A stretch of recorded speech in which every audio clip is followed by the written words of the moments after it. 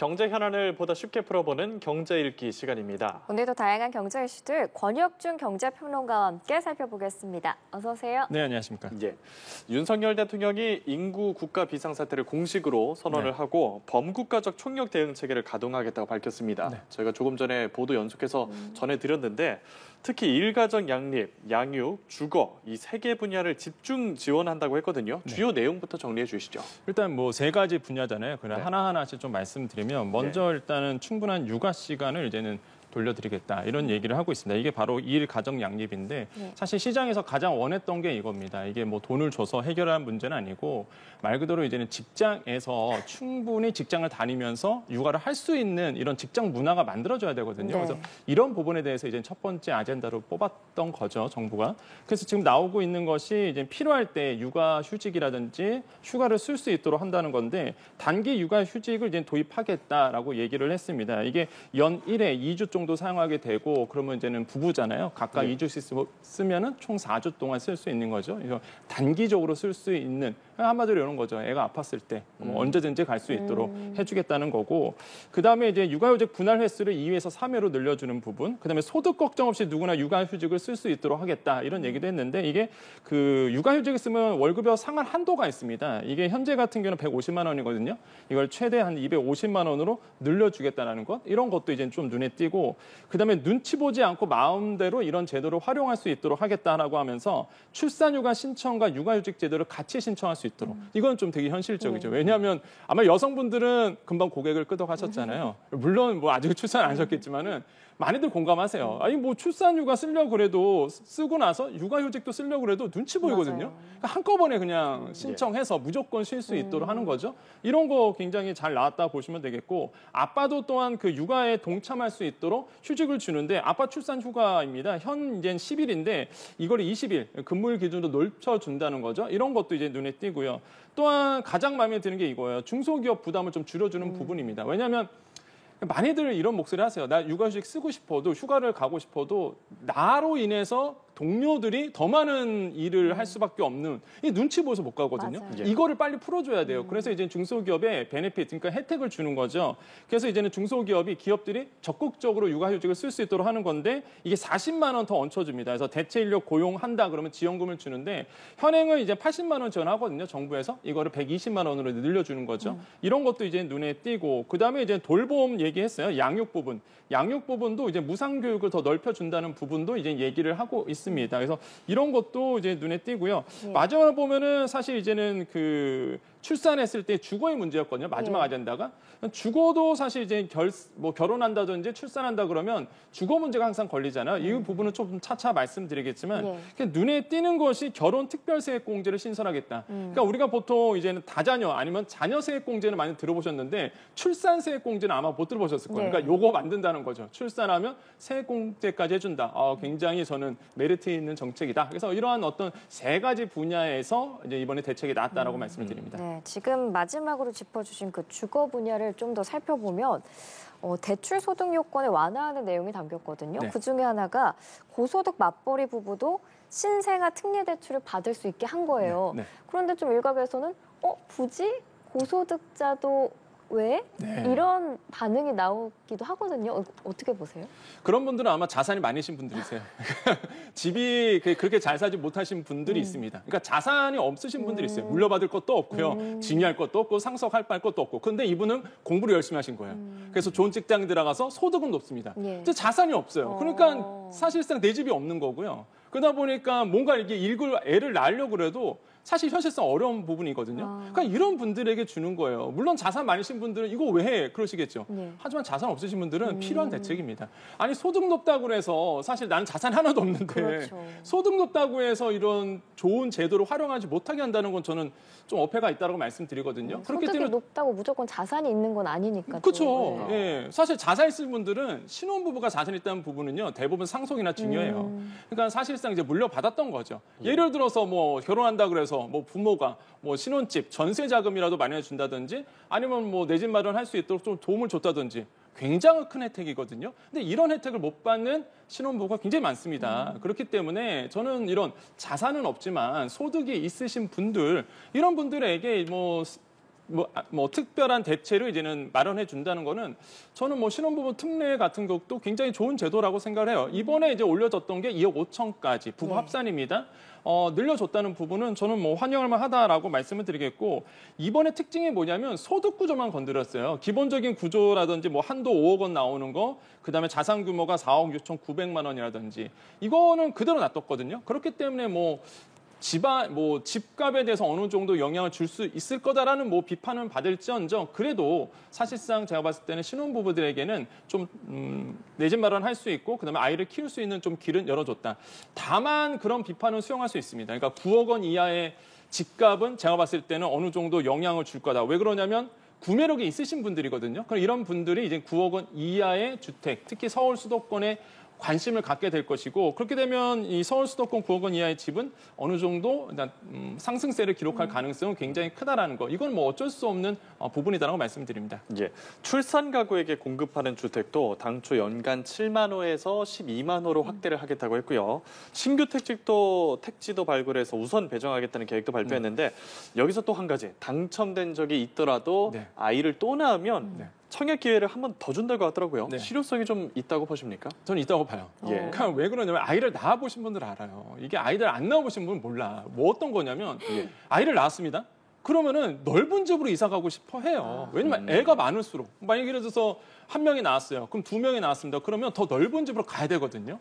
그러면 사실상 이런 아까 말씀드렸던 출산 가구에 대해서 공공주택, 특공은 생애 한 번밖에 안 돼요. 예, 특별공급. 네, 특별공급. 특별공급이 한 번밖에 안 되거든요. 생애에 한 번인데, 그런데 예를 들어서 지금 대책에 나왔던 게 한 번 더 주겠다는 거잖아요. 그럼 내가 이제는 더 넓은 집으로 이사 갔을 때 이런 특별공급을 통해서 더 넓은 집으로 이사 갈 수 있거든요. 그러니까 이런 것들은 저는 굉장히 현장의 목소리를 좀 들었다고 봐요. 그래서 이번에 이런 대책이 나왔고, 그러면은 이 조건이 있습니다. 이게 다 되진 않고요. 예. 당연히 정부도 이제 대책을 마련했겠죠. 그러면 집값이 들썩일 수 있으니까 무주택자야 돼요. 그러니까 입주 전에 이런 분들은 입주 전에 기존에 있는 주택이라든지 이거를 팔아야 됩니다. 그러니까 무주택 조건이어야지만 들어갈 수 있도록 특공의 기회를 한 번 더 줄 수 있도록 한 거예요. 그래서 이 조건 만들어놨기 때문에 저는 그렇게 뭐 시장에서 걱정하는 부분은 아니다라고 생각을 해보겠고, 그다음에 그린벨트 풀어갖고 신규 택지 이제 공급하다는 거, 이게 원래 그린벨트를 풀어서 나오는 게 신규로 나오는 게 한 2만 호 가구거든요. 예. 거기에서 이제 신혼부부 출산 가구에게 70% 배정하겠다.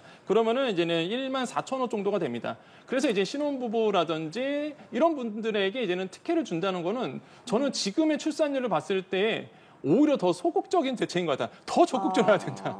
저는 그렇게 봐요. 예, 합산 출산율이 너무 안 좋다 보니까 오히려 더 많은 혜택을 전 둬야 된다고 보거든요. 그래서 저 이런 부분도 뭐 없지 않아 나쁘진 않다라고 생각을 해봅니다. 그래서 더 많은 대책을 저는 놔줘야 된다. 다시 한번 좀 말씀을 드립니다. 예.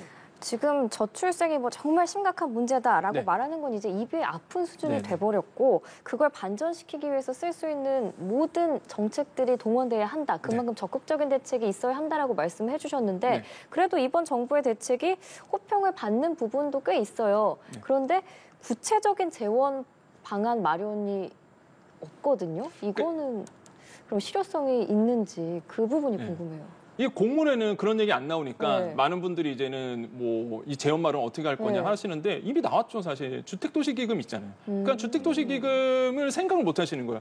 얼마 전에 정부가 대책 내놓은 게 있습니다. 다 기억하실 텐데 청약제도 개편이죠. 그러니까 10만 원, 공공주택 같은 경우는 10만 원까지 인정이 돼요. 근데 25만 원까지 늘려줬잖아요. 그다음에 이제 전환도 됩니다. 그러니까 민간 예부금이 있어요. 청약 예부금 같은 경우는 시중 은행에서 관리하거든요, 자금을.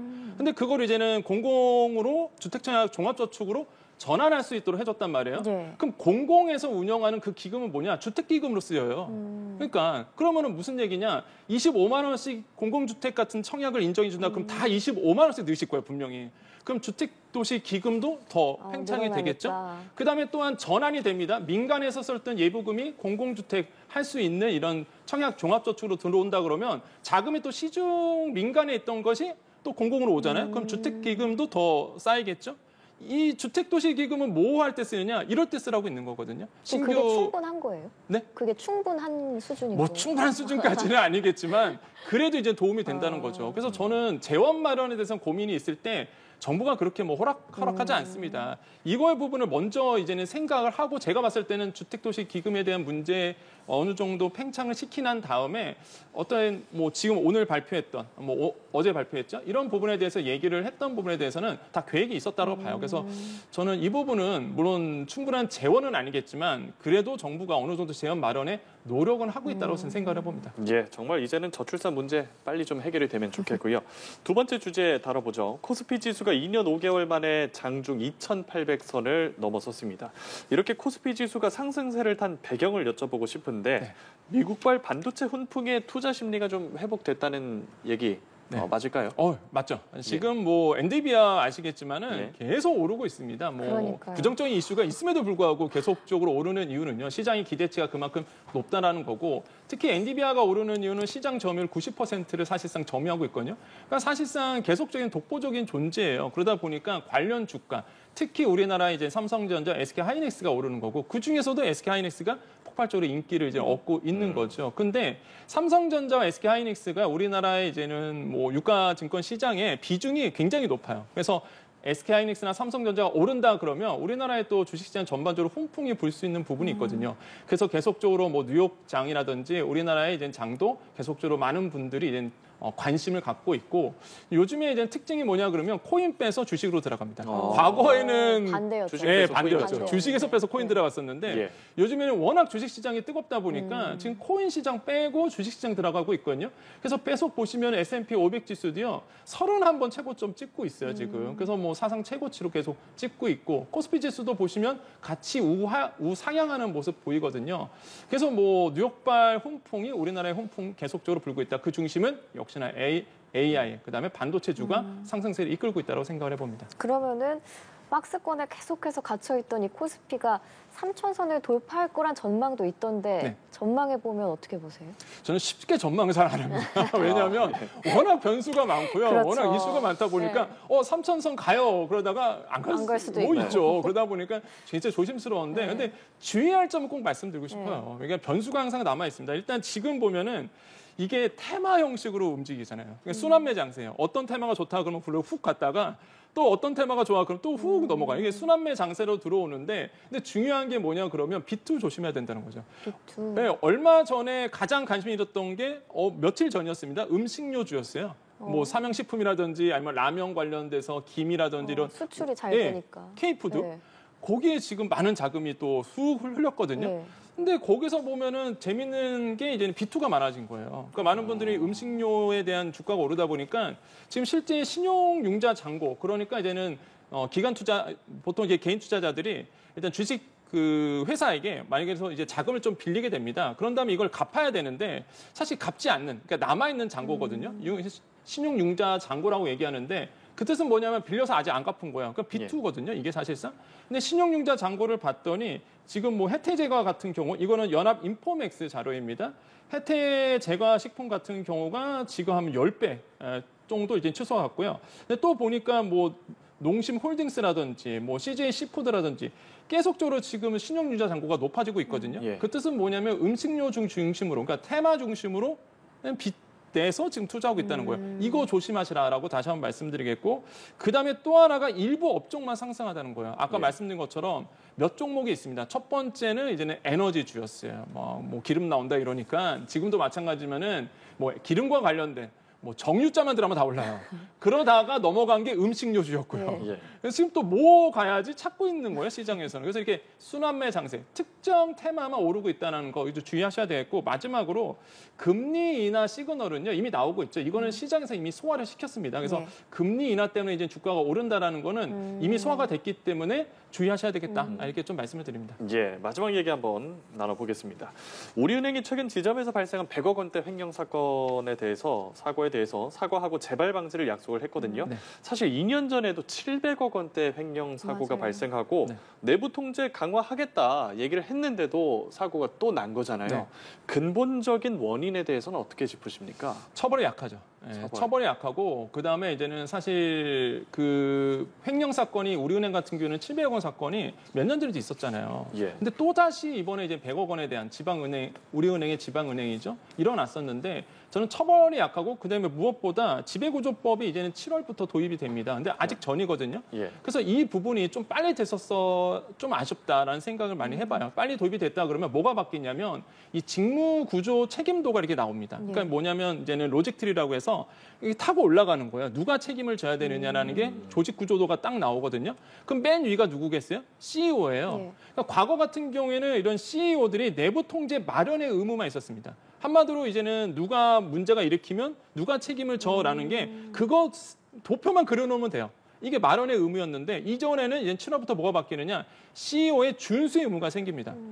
준수 의무예요. 만약에 CEO가 안 지킵니다. 그럼 CEO가 책임을 지는 거예요. 그렇기 때문에 이게 크나큰 변화거든요.